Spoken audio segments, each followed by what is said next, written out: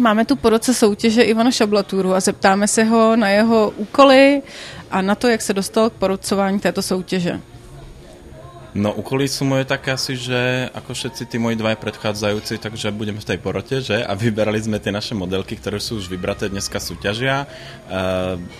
Celkovo tá organizačná zložka, celková ako keby ráz tej prehliadky sme udávali my traja. Sme to nejak všetko sklbili, úplne nás najviac dirigoval Michal, tento nejak tak ako zastrešil, co všetci vedia. No a my sme už boli taký pravá, ľavá ruka s Libou, takže asi tak.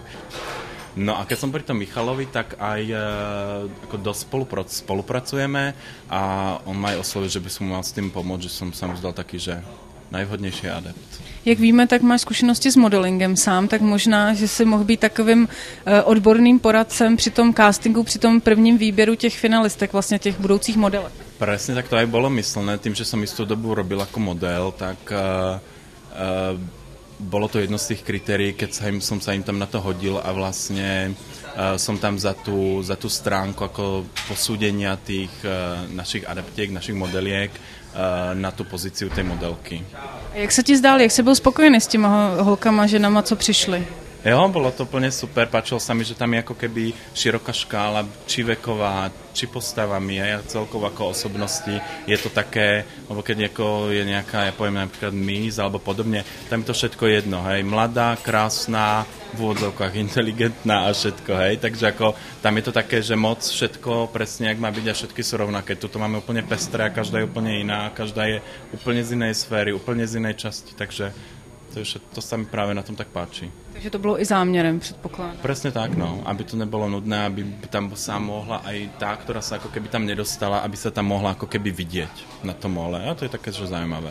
A byly některé dámy až natolik zajímavé, že by třeba mohly uvažovat o dráze profesionálních modelek?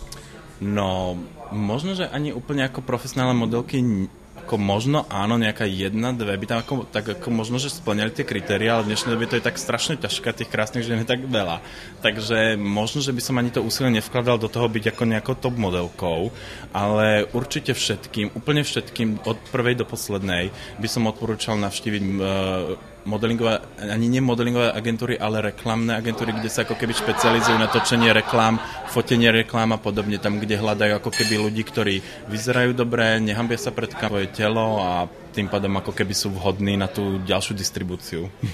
A myslíš si, že jste připravili dostatečně potom na tu finálovou módní přehlídku, že jste je nějak, že jsi jim třeba řekl své zkušenosti z minulé profese, nebo je nějak jakoby dal nějaké rady, jak jste je vlastně připravovali? Keď sme boli na tom castingu, tak tam sme vlastne robili ako keby fotky a nejaké aj točenie vy ste robili s tými vašimi, tak s každou, ktorá prišla na, ako keby na tú registráciu, každá prechádzala nami jednotlivými. Michal im tam rozprával o vizáži, čo majú urobiť, tak. Samozrejme iba technické veci a na mne bolo to, že keď sa fotili, tak som vždy ukazoval, tak taká poza, taká, tam taká, nehambi sa, prirodzená a podobne.